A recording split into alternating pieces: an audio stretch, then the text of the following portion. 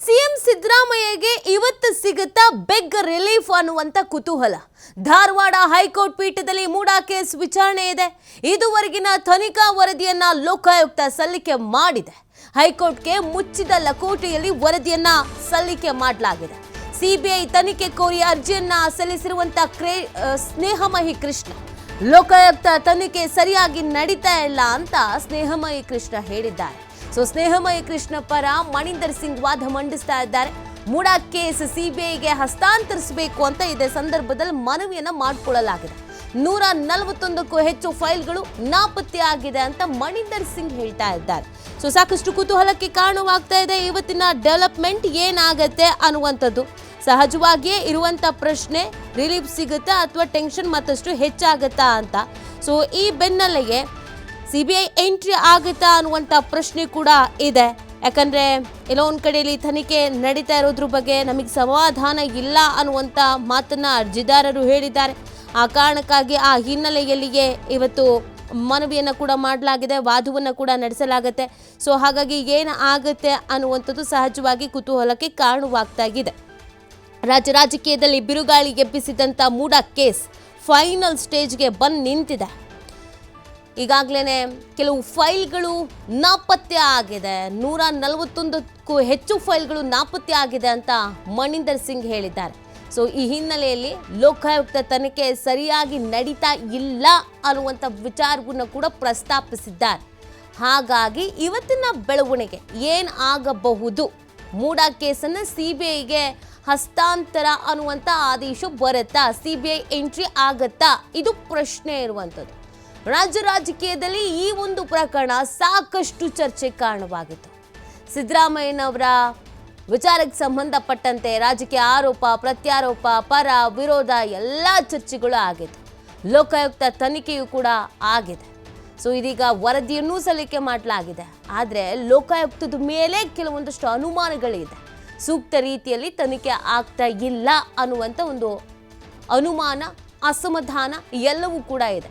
ಈ ಕಾರಣಕ್ಕಾಗಿ ಈ ಒಂದು ತನಿಖೆಯನ್ನ ಸಿಬಿಐಗೆ ಹಸ್ತಾಂತರ ಮಾಡಬೇಕು ಅನ್ನುವಂತಹ ಒತ್ತಡ ಕೂಡ ಇದೆ. ಇವತ್ತು ಮಣಿಂದರ್ ಸಿಂಗ್, ಸ್ನೇಹಮಯ ಕೃಷ್ಣ ಪರ ಮಣಿಂದರ್ ಸಿಂಗ್ ವಾದ ಮಂಡಿಸ್ತಾ ಇದ್ದಾರೆ. ಇವತ್ತಿನ ವಾದದಲ್ಲಿ ಇನ್ನೂ ಏನೆಲ್ಲ ಇರುತ್ತೆ ಅನ್ನುವಂಥದ್ದು ಸಹಜವಾಗಿ ಪ್ರಶ್ನೆ. ಹೈಕೋರ್ಟ್ಗೆ ಈಗಾಗಲೇ ಮುಚ್ಚಿದ ಲಕೋಟೆಯಲ್ಲಿ ವರದಿಯನ್ನು ಸಲ್ಲಿಕೆ ಮಾಡಿ ಆಗಿದೆ. ಹಾಗಾಗಿ ಆ ಮುಚ್ಚಿದ ಲಕೋಟೆಯಲ್ಲಿ ಏನೆಲ್ಲ ಅಂಶಗಳಿದೆ ಅನ್ನೋದು ಪ್ರಶ್ನೆ. ಸುಪ್ರೀಂ ಕೋರ್ಟ್ ತೀರ್ಪೊಂದನ್ನ ಓದಿದ ಮಣಿಂದರ್ ಸಿಂಗ್, ಆರೋಪಿ ಸ್ಥಾನದಲ್ಲಿ ಇರುವವರ ವಾದ ಆಲಿಸಬೇಕು ಅಂತ ಏನಿಲ್ಲ, ಆರೋಪಿಯಾದವರು ತನಿಖಾ ಸಂಸ್ಥೆ ಆಯ್ಕೆಯೂ ಮಾಡುವಂತಿಲ್ಲ, ದೊಡ್ಡ ರಾಜಕಾರಣಿಗಳ ವಿರುದ್ಧ ಆರೋಪ ಬಂದಿದೆ, ಈ ರೀತಿ ಇರುವಾಗ ಪಾರದರ್ಶಕ ತನಿಖೆ ಆಗುತ್ತಾ ಅನ್ನುವಂಥ ಪ್ರಶ್ನೆಯನ್ನು ಅವರು ಮಾಡಿದ್ದಾರೆ. ಆದ್ರಿಂದ ಈ ಕೇಸನ್ನ ಸಿಬಿಐಗೆ ವಹಿಸಬೇಕು ಅನ್ನುವಂಥ ವಾದವನ್ನ ಕೂಡ ಮಂಡಿಸಲಾಗಿದೆ. ಈ ಕೇಸನ್ನ ಸಿಬಿಐಗೆ ವಹಿಸಿ ಅನ್ನುವಂಥದ್ದು ಒಂದು ಪ್ರಬಲವಾದಂಥ ವಾದ. ಕೆಲವೊಂದಷ್ಟು ವಿಚಾರವನ್ನು ಪ್ರಸ್ತಾಪಿಸಲಾಗ್ತಾ ಇದೆ. ಅದರಲ್ಲಿ ಪ್ರಮುಖವಾಗಿ ಸುಪ್ರೀಂ ಕೋರ್ಟ್ ತೀರ್ಪೊಂದನ್ನ ಓದಿದ್ದಾರೆ. ಆ ತೀರ್ಪಿನಲ್ಲಿ ಏನಿದೆ ಅಂತಂದ್ರೆ, ಈ ಆರೋಪಿ ಸ್ಥಾನದಲ್ಲಿ ಇರುವವರು ವಾದವನ್ನ ಆಲಿಸಬೇಕು ಅಂತ ಏನಿಲ್ಲ, ಆರೋಪಿ ಆದವರು ತನಿಖಾ ಸಂಸ್ಥೆಯನ್ನ ಆಯ್ಕೆ ಮಾಡುವಂತೆಯೂ ಇಲ್ಲ. ಯಾವ ತನಿಖಾ ಸಂಸ್ಥೆ ತನಿಖೆ ಮಾಡಬೇಕು ಅಂತ ಆಯ್ಕೆ ಮಾಡುವಂತೆಯೂ ಕೂಡ ಇಲ್ಲ, ಅದರ ಅವಕಾಶ ಇರೋದಿಲ್ಲ. ದೊಡ್ಡ ರಾಜಕಾರಣಿಗಳ ವಿರುದ್ಧ ಆರೋಪ ಬಂದಿದೆ. ಈ ರೀತಿ ಇರುವಾಗ ಪಾರದರ್ಶಕವಾಗಿ ತನಿಖೆ ಆಗತ್ತಾ ಅನ್ನುವಂಥ ಅನುಮಾನವನ್ನ ವ್ಯಕ್ತಪಡಿಸುವಂತೆ ಪ್ರಶ್ನೆ ಮಾಡಿದ್ದಾರೆ. ಅದರ ಜೊತೆಗೆ ಈ ಕೇಸನ್ನ ಸಿಬಿಐಗೆ ವಹಿಸಬೇಕು ಅನ್ನುವಂಥ ಒಂದು ಪ್ರಬಲವಾದಂಥ ವಾದ. ಈ ವಾದದ ನಂತರದ ತೀರ್ಪೇನಾಗಿರತ್ತೆ ಅನ್ನುವಂಥದ್ದು ಸಹಜವಾಗಿ ಇರುವಂಥ ಕುತೂಹಲ. ಲೋಕಾಯುಕ್ತಕ್ಕೆ ತನಿಖೆ ಆದೇಶ ನೀಡಿದಾಗಲೇ ಈ ಚರ್ಚೆಗಳು ಹುಟ್ಕೊಂಡಿತ್ತು. ಲೋಕಾಯುಕ್ತ ಎಷ್ಟರ ಮಟ್ಟಿಗೆ ತನಿಖೆ ನಡೆಸಬಹುದು, ಕ್ಲೀನ್ ಚೀಟ್ ಕೊಡಬೇಕಾಗತ್ತೆ, ಕ್ಲೀನ್ ಚೀಟ್ ಕೊಡಬೇಕು ಅಂತಾನೆ ಲೋಕಾಯುಕ್ತ ತನಿಖೆಗೆ ವಹಿಸಲಾಗಿದೆ, ಈ ಥರದೊಂದಷ್ಟು ಆರೋಪಗಳು ಕೇಳಿ ಬಂದಿತ್ತು. ಇದೀಗ ಸುಪ್ರೀಂ ಕೋರ್ಟ್ನ ತೀರ್ಪನ್ನ ಮಣಿಂದರ್ ಸಿಂಗ್ ಓದಿದ್ದಾರೆ. ಆ ತೀರ್ಪಿನಲ್ಲಿ ಏನು ಉಲ್ಲೇಖಿಸಲಾಗಿದೆ ಅಂದರೆ, ಆರೋಪಿ ಸ್ಥಾನದಲ್ಲಿರುವವರ ವಾದವನ್ನು ಆಲಿಸಬೇಕು ಅಂತ ಏನಿಲ್ಲ, ಆರೋಪಿ ಆದವರ ವಾದ ಏನಂತ ಅದನ್ನು ಕೇಳಬೇಕು ಅಂತ ಏನಿಲ್ಲ ಅಂತ. ಜೊತೆಗೆ ಯಾರು ಆರೋಪಿ ಸ್ಥಾನದಲ್ಲಿ ಇರ್ತಾರೋ ಅವರು ತನಿಖಾ ಸಂಸ್ಥೆಯನ್ನು ಆಯ್ಕೆ ಮಾಡುವಂತೆಯೂ ಕೂಡ ಇಲ್ಲ. ಇಂಥವರೇ ತನಿಖೆ ಮಾಡಬೇಕು, ಇವ್ರ ಕಡೆಯಿಂದನೇ ತನಿಖೆ ಆಗಬೇಕು ಅಂತ ವಾದ ಮಾಡೋ ಹಾಗೂ ಇಲ್ಲ ಅನ್ನುವಂಥದ್ದನ್ನು ಹೇಳಿದ್ದಾರೆ. ಸೊ ಹಾಗಾಗಿ ಇದೆಲ್ಲವನ್ನ ಕೇಳಿಸ್ಕೊಂಡು ಕೊನೆಗೆ ಏನು ತೀರ್ಪು ಪ್ರಕಟ ಆಗಬಹುದು ಅನ್ನುವಂಥದ್ದು ಸಹಜವಾಗಿಯೇ ಇರುವಂಥ ಪ್ರಶ್ನೆ.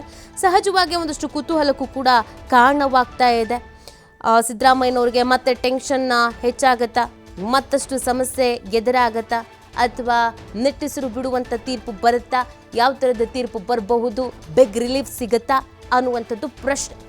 ದೊಡ್ಡ ರಾಜಕಾರಣಿಗಳ ವಿರುದ್ಧ ಆರೋಪ ಕೇಳಿ ಬಂದಿರೋದ್ರಿಂದ, CM ಸ್ಥಾನದಲ್ಲಿ ಇರೋದ್ರಿಂದ ಸಹಜವಾಗಿಯೇ ಈ ತನಿಖೆ ಹೇಗಪ್ಪ ನಡೆಯುತ್ತೆ, ಹಸ್ತಕ್ಷೇಪ ಮಾಡ್ತಾರಾ, ಪಾರದರ್ಶಕವಾಗಿ ನಡೆಯುತ್ತಾ ನಡೆಯಲ್ವಾ, ಒತ್ತಡ ಅನ್ನೋದು ತನಿಖಾಧಿಕಾರಿಗಳಿಗೆ ಇರುತ್ತಾ, ಎಲ್ಲವೂ ಪ್ರಶ್ನೆ ಇದ್ದೇ ಇರತ್ತೆ. ಪಂಜಾಬ್, ಗುಜರಾತ್ ಸೇರಿ ಹಲವು ಕೇಸ್ಗಳ ಬಗ್ಗೆ ಉಲ್ಲೇಖಿಸಲಾಗ್ತಾ ಇದೆ. ಕೋರ್ಟ್ಗೆ ಸಮಾಧಾನಕಾರವೆನಿಸುವಂತ ಸಂಸ್ಥೆಗೆ ತನಿಖೆಗೆ ಕೊಡಬೇಕು, ಸ್ಥಳೀಯ ಪೊಲೀಸರ ಮೇಲೆ ಯಾವುದೇ ಅನುಮಾನ ಇಲ್ಲ ಅನ್ನೋದನ್ನ ಕೂಡ ಇಲ್ಲಿ ಹೇಳಲಾಗ್ತಾ ಇದೆ. ಸಾರ್ವಜನಿಕ ಹಿತಾಸಕ್ತಿಯಿಂದ ಕೋರ್ಟ್ ಇದನ್ನ ಪರಿಶೀಲಿಸಬೇಕು ಅನ್ನುವಂತ ಮನವಿಯನ್ನ ಮಾಡಲಾಗಿದೆ.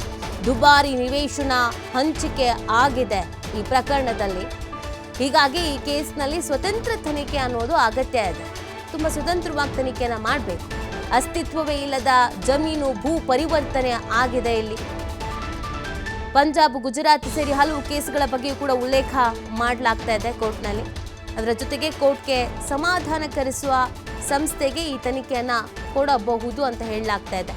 ಸ್ಥಳೀಯ ಪೊಲೀಸರ ಮೇಲೆ ಯಾವುದೇ ಅನುಮಾನ ಇಲ್ಲ ಅನ್ನುವಂಥದ್ದನ್ನು ಕೂಡ ಇದೇ ಸಂದರ್ಭದಲ್ಲಿ ತಿಳಿಸಲಾಗ್ತಾ ಇದೆ. ಸಾರ್ವಜನಿಕ ಹಿತಾಸಕ್ತಿಯಿಂದ ಕೋರ್ಟ್ ಇದನ್ನ ಪರಿಶೀಲಿಸಬೇಕು ಅನ್ನುವಂಥದ್ದನ್ನು ಕೂಡ ಕೇಳ್ಕೊಳ್ಳಲಾಗ್ತಾ ಇದೆ. ದುಬಾರಿ ನಿವೇಶನದ ಹಂಚಿಕೆ ಆಗಿದೆ ಇಲ್ಲಿ. ಈ ಪ್ರಕರಣದಲ್ಲಿ ಸ್ವತಂತ್ರ ತನಿಖೆ ಅನ್ನುವಂಥದ್ದು ಬಹಳ ಅಗತ್ಯ ಇದೆ. ಯಾರ ಮೇಲೂ ಒತ್ತಡ ಅನ್ನೋದು ಇರಬಾರ್ದು. ಅಸ್ತಿತ್ವವೇ ಇಲ್ಲದ ಜಮೀನು ಭೂ ಪರಿವರ್ತನೆ ಆಗಿದೆ. ಸೊ ಇದೆಲ್ಲದ್ರ ಬಗ್ಗೆ ಕೂಡ ಕೋರ್ಟ್ನ ಮುಂದೆ ಪ್ರಸ್ತಾಪಿಸಲಾಗ್ತಾ ಇದೆ. ಒಂದು ಪಾರದರ್ಶಕವಾದಂಥ ತನಿಖೆ ಆಗಬೇಕಾಗಿದೆ. ಯಾವ ತನಿಖಾ ಸಂಸ್ಥೆಗಳ ಮೇಲೂ ಒತ್ತಡ ಅನ್ನೋದನ್ನು ಹೇರಬಾರ್ದು. ಬಹಳ ಸ್ವತಂತ್ರವಾಗಿ ತನಿಖೆ ಅನ್ನೋದು ನಡಿಬೇಕು. ಹೀಗಿರಬೇಕಾದ್ರೆ ಪ್ರಭಾವಿ ರಾಜಕಾರಣಿ, ಅಧಿಕಾರದಲ್ಲಿರುವಂಥ ರಾಜಕಾರಣಿ, ಸೊ ಹಾಗಾಗಿ ಇವರೇ ತನಿಖಾ ಸಂಸ್ಥೆನ ಆಯ್ಕೆ ಮಾಡಿಕೊಳ್ಳುವಂಥದ್ದು ಅಷ್ಟು ಸೂಕ್ತನೂ ಅಲ್ಲ. ಈ ಕಾರಣಕ್ಕಾಗಿ CBIಗೆ ಇದನ್ನು ವಹಿಸಬೇಕು, ವರ್ಗಾಯಿಸಬೇಕು ಅನ್ನುವಂಥ ಮನವಿ, ಅದಕ್ಕೆ ಸಂಬಂಧಪಟ್ಟಂತೆ ವಾದ. ಈ ಹಿಂದಿನ ಕೆಲವು ಪ್ರಕರಣಗಳಲ್ಲಿ, ಕೆಲವೊಂದಷ್ಟು ಕೋರ್ಟ್ಗಳಲ್ಲಿ ಏನೆಲ್ಲ ಜಡ್ಜ್ಮೆಂಟ್ ಬಂದಿದೆಯೋ, ಏನೆಲ್ಲ ಆಗಿದೆಯೋ, ಯಾವೆಲ್ಲ ಕೇಸ್ಗಳ ಬಗ್ಗೆ ಇದೆಯೋ ಅದೆಲ್ಲದ್ರ ಬಗ್ಗೆ ಉಲ್ಲೇಖಿಸ್ತಾ ಇದ್ದಾರೆ. ಈ ಹಿಂದೆ ಹೀಗಾಗಿತ್ತು, ಪಂಜಾಬ್ ಕೋರ್ಟ್ನಲ್ಲಿ ಹೀಗಾಗಿತ್ತು, ಗುಜರಾತ್ನಲ್ಲಿ ಹೀಗಾಗಿತ್ತು, ಅದೆಲ್ಲವನ್ನ ಕೂಡ ವಿವರಿಸ್ತಾ ಇದ್ದಾರೆ. ಸೊ ಹಾಗಾಗಿ CM ಸಿದ್ದರಾಮಯ್ಯ ಅವರಿಗೆ ಇವತ್ತು ಬಿಗ್ ರಿಲೀಫ್ ಸಿಗುತ್ತೋ ಅಥವಾ ಟೆನ್ಷನ್ ಹೆಚ್ಚಾಗುತ್ತೋ ಅಂತ ಕಾಯುವಂಥ ಪರಿಸ್ಥಿತಿ. ಕೇಸ್ನ ವಿಚಾರಣೆ ನಡೀತಾ ಇದೆ. ಈ ವಿಚಾರಣೆಯಲ್ಲಿ ಹೇಳ್ತಾ ಇರೋದು ಒಂದೇ, ಪ್ರಭಾವಿ ರಾಜಕಾರಣಿ ಆಗಿರೋದ್ರಿಂದ ಹಸ್ತಕ್ಷೇಪ ಮಾಡುವ ಸಾಧ್ಯತೆ ಇರುತ್ತೆ, ಒತ್ತಡ ಹೇರುವಂಥ ಸಾಧ್ಯತೆ ಇರುತ್ತೆ. ಯಾವುದೇ ತನಿಖಾ ಸಂಸ್ಥೆಗಳಾಗಲಿ ತನಿಖೆಯನ್ನು ನಡೆಸೋದಕ್ಕೆ ಅವ್ರಿಗೊಂದು ಫ್ರೀ ಹ್ಯಾಂಡ್ ಅನ್ನೋದು ಇರಬೇಕು. ಸ್ವತಂತ್ರವಾಗಿ ಅವರು ತನಿಖೆಯನ್ನು ನಡೆಸಬೇಕಾಗತ್ತೆ. ಯಾವುದೇ ಒತ್ತಡ ಇಲ್ಲದೆ, ಯಾರದ್ದೋ ಒತ್ತಡಕ್ಕೆ ಮಣಿದೋ ಅಥವಾ ಇನ್ನೇನೋ, ಸೊ ಆ ರೀತಿಯಾದಂಥ ತನಿಖೆಯನ್ನು ನಡೆಸೋದು ಸೂಕ್ತ ಅಲ್ಲ. ಹಾಗೆಯೇ ಈಗ ಲೋಕಾಯುಕ್ತ ಏನು ತನಿಖೆ ನಡೆಸಿದೆ ಅದರ ಮೇಲೆ ನಂಬಿಕೆ ಅನ್ನೋದು ಇಲ್ಲ. ಸಾಕಷ್ಟು ರೀತಿಯಾದಂಥ ಅನುಮಾನ ಆಗಿದೆ, ಕೆಲವೊಂದಷ್ಟು ಫೈಲ್ಸ್ಗಳು ಮಿಸ್ ಆಗಿದೆ. ಸೊ ಹೀಗಿರಬೇಕಾದ್ರೆ ಈ ಕೇಸನ್ನು CBIಗೆ ಹಸ್ತಾಂತರಿಸಬೇಕು ಅನ್ನುವಂಥ ಮನವಿಯನ್ನು ಕೂಡ ಮಾಡಿಕೊಳ್ಳಲಾಗ್ತಾ ಇದೆ. ಈಗಾಗಲೇ ವಾದ ನಡೀತಾ ಇರುವಂಥದ್ದು, ವಿಚಾರಣೆ ಪ್ರಾರಂಭ ಆಗಿದೆ. ಇಲ್ಲಿ ಏನು ಸ್ಟೇಟ್ಮೆಂಟುಗಳನ್ನು ಕೊಡ್ತಾರೆ ಅನ್ನೋದು ಕೂಡ ಬಹಳ ಮುಖ್ಯ ಆಗುತ್ತೆ. ಯಾಕಂದರೆ ನೋಡಿ, ಈಗಾಗಲೇ ಕೆಲವೊಂದಷ್ಟು ಕೋರ್ಟ್ಗಳ ಜಡ್ಜ್ಮೆಂಟನ್ನು ವಿವರಿಸಿ ಹೇಳ್ತಾ ಇದ್ದಾರೆ, ಕೆಲವೊಂದಷ್ಟು ಕೇಸ್ಗಳ ಬಗ್ಗೆ ಹೇಳ್ತಾ ಇದ್ದಾರೆ. ಕೋರ್ಟ್ಗೆ ಸಮಾಧಾನಕರ ಅನಿಸುವಂಥ ತನಿಖಾ ಸಂಸ್ಥೆನ ಆಯ್ಕೆ ಮಾಡಿಕೊಳ್ಬಹುದು ಅನ್ನುವಂಥದ್ದನ್ನು ಕೂಡ ಹೇಳಲಾಗ್ತಾ ಇದೆ. ಈ ವಾದವನ್ನು ಆಲಿಸಿ ಯಾವ ಆದೇಶ ಹೊರಗೆ ಬರುತ್ತೆ ಅನ್ನುವಂಥದ್ದು ಸದ್ಯಕ್ಕೆ ಇರುವಂಥ ಪ್ರಶ್ನೆ ಆಗಿದೆ. ಸೊ ಈ ಪ್ರಕರಣ ರಾಜ್ಯ ರಾಜಕೀಯದಲ್ಲಿ ಸಾಕಷ್ಟು ಕುತೂಹಲಕ್ಕೂ ಕಾರಣವಾಗಿದ್ದಂಥ ಪ್ರಕರಣ ಆಗಿತ್ತು. ಅದಲ್ಲದೆ ಒಂದಷ್ಟು ಅನುಮಾನಗಳನ್ನು ಕೂಡ ವ್ಯಕ್ತಪಡಿಸಲಾಗಿತ್ತು, ಕೆಲವೊಂದಷ್ಟು ಕಡತಗಳು ಕೂಡ ಮಿಸ್ ಆಗಿದ್ದು. ಈ ಹಿನ್ನೆಲೆಗೆ ಏನು ಬೆಳವಣಿಗೆ ಆಗಬಹುದು ಅನ್ನುವಂಥದ್ದು ಸಹಜವಾಗಿಯೇ ಕುತೂಹಲ ಆಗಿದೆ. ಸೊ ಈಗಾಗಲೇ ಕೋರ್ಟ್ನ ಮುಂದೆ ವಿಚಾರಗಳನ್ನು ಪ್ರಸ್ತಾಪಿಸಲಾಗ್ತಾ ಇದೆ. ಸ್ಥಳೀಯ ಪೊಲೀಸರ ಮೇಲೆ ಯಾವುದೇ ಅನುಮಾನ ಇಲ್ಲ ಅನ್ನೋದನ್ನು ಕೂಡ ಹೇಳಲಾಗ್ತಾ ಇದೆ. ಸೊ ಈ ವಾದವನ್ನು ಆಲಿಸಿದ ನಂತರ ಕೋರ್ಟ್ ಏನು ಜಡ್ಜ್ಮೆಂಟನ್ನು ಕೊಡುತ್ತೆ ಅನ್ನುವಂಥದ್ದು ಸದ್ಯಕ್ಕೆ ಇರುವಂಥ ಪ್ರಶ್ನೆ ಆಗಿದೆ.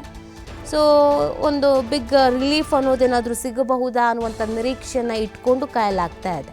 ಈಗಾಗಲೇ ಮೂಡ ಹಗರಣದ ವಿಚಾರಕ್ಕೆ ಸಂಬಂಧಪಟ್ಟಂತೆ ಸಾಕಷ್ಟು ಜನರ ವಿಚಾರಣೆ ಆಗಿದೆ, ಅನೇಕರಿಗೆ ನೋಟಿಸನ್ನು ಕೂಡ ಕೊಡಲಾಗಿದೆ. ನ್ಯಾಯ ಎತ್ತಿ ಹಿಡಿಯೋಕೆ ಸಿಬಿಐ ತನಿಖೆ ಅನ್ನೋದು ಅನಿವಾರ್ಯ ಅನ್ನೋದನ್ನು ಈ ಸಂದರ್ಭದಲ್ಲಿ ಹೇಳಲಾಗ್ತಾ ಇದೆ. ತಾರತಮ್ಯದ ತನಿಖೆ ನಡಿಬಾರ್ದು ಅಂತ ಮಣಿಂದರ್ ಸಿಂಗ್ ಹೇಳ್ತಾ ಇದ್ದಾರೆ. ಮೂಡಾದಲ್ಲಿ ನಡೆದಿರುವಂತಹ ಹಗರಣ ತನಿಖೆ ಅಗತ್ಯ ಅಂತ ಹೇಳ್ತಾ ಇದೆ. ನ್ಯಾಯ ಎತ್ತಿ ಹಿಡಿಯೋಕೆ ಸಿಬಿಐ ತನಿಖೆ ಅನ್ನುವಂಥದ್ದು ಅನಿವಾರ್ಯ ಅನ್ನೋದನ್ನ ಹೇಳಲಾಗ್ತಾ ಇದೆ. ತಾರತಮ್ಯದ ತನಿಖೆ ನಡೆಯಬಾರದು ಅಂತ ಮಣಿಂದರ್ ಸಿಂಗ್ ಇಲ್ಲಿ ಹೇಳ್ತಾ ಇರೋದು. ಮೂಡಾದಲ್ಲಿ ನಡೆದಿರುವಂತಹ ಹಗರಣ ತನಿಖೆ ಅಗತ್ಯ ಅಂತ ಹೇಳ್ತಾ ಇವೆ. ಕ್ಯಾಬಿನೆಟ್ ಟಿಪ್ಪಣಿ, ಮುಖ್ಯ ಕಾರ್ಯದರ್ಶಿಯ ಟಿಪ್ಪಣಿಯೂ ಕೂಡ ಇದೆ. ಇಲ್ಲಿ ನ್ಯಾಯ ಎತ್ತಿ ಹಿಡಿಯೋಕೆ ಸಿಬಿಐ ತನಿಖೆ ಅನ್ನುವಂಥದ್ದು ಅನಿವಾರ್ಯ. ತಾರತಮ್ಯದ ತನಿಖೆಯನ್ನ ನಡೆಸಬಾರದು, ನಡೆಯಬಾರದು ಅನ್ನುವಂಥ ವಾದವನ್ನು ಮಂಡಿಸಲಾಗ್ತಾ ಇದೆ. ಸ್ನೇಹಮಯಿ ಕೃಷ್ಣ ಸಲ್ಲಿಸಿದ ಅರ್ಜಿಯ ವಿಚಾರಣೆ ಆರಂಭ ಆಗಿದ್ದು ವಾದ ಮಂಡಿಸಲಾಗ್ತಾ ಇದೆ. ಸ್ವತಂತ್ರ ನ್ಯಾಯಸಮ್ಮತ ತನಿಖೆ ಆಗಬೇಕಿದೆ ಅನ್ನೋದನ್ನು ಇಲ್ಲಿ ಕೇಳ್ಕೊಳ್ಳಲಾಗ್ತಾ ಇದೆ. ನ್ಯಾಯ ಎತ್ತಿ ಹಿಡಿಯೋಕೆ ಸಿಬಿಐ ತನಿಖೆ ಅನ್ನುವಂಥದ್ದಿಲ್ಲ ಅನಿವಾರ್ಯ, ಹಾಗಾಗಿ ಸಿಬಿಐ ತನಿಖೆಗೆ ಕೊಡಿ ಅನ್ನೋದನ್ನು ಕೂಡ ಇಲ್ಲಿ ಕೇಳಲಾಗ್ತಾ ಇದೆ. ಮೂಡ ಪ್ರಕರಣದಲ್ಲಿ ನಡೆದಿರುವ ಘಟನೆಗಳು ತನಿಖೆ ಅಗತ್ಯ ಅನ್ನೋದನ್ನ ಹೇಳ್ತಾ ಇದೆ. ಹಗರಣಗಳಿಗೇನು ನಡೆದಿದೆ, ಘಟನೆಗಳಿಗೇನು ನಡೆದಿದೆ, ಇದೆಲ್ಲವೂ ಕೂಡ ಇಲ್ಲಿ ತನಿಖೆ ಅವಶ್ಯಕತೆ ಇದೆ ಅನ್ನೋದನ್ನ ಹೇಳ್ತಾ ಇದೆ. ತನಿಖೆ ಅವಶ್ಯಕವಾಗಿ ನಡಿಬೇಕು ಅನ್ನೋದನ್ನ ಹೇಳಲಾಗ್ತಾ ಇದೆ. ಆದರೆ ತನಿಖೆ ನಡಿಬೇಕು, ಆದರೆ ತಾರತಮ್ಯ ಅನ್ನೋದು ಇರಬಾರದು, ತಾರತಮ್ಯದ ತನಿಖೆ ಆಗಬಾರದು ಅನ್ನುವಂಥ ವಿಚಾರವನ್ನು ಹೇಳ್ತಾ ಇದ್ದಾರೆ. ಸ್ವತಂತ್ರ ನ್ಯಾಯ ಸಮ್ಮತವಾದಂಥ ತನಿಖೆ ಆಗಬೇಕು, ನ್ಯಾಯವನ್ನು ಎತ್ತಿ ಹಿಡಿಬೇಕು ಅಂತ ಅಂದರೆ ಇಲ್ಲಿ ಸಿಬಿಐನ ಎಂಟ್ರಿ ಆಗಲೇಬೇಕು, ಸಿಬಿಐ ತನಿಖೆ ಆಗಲೇಬೇಕು ಅನ್ನುವಂಥ ಮನವಿಯನ್ನು ಮಾಡಿಕೊಳ್ಳಲಾಗ್ತಾ ಇದೆ.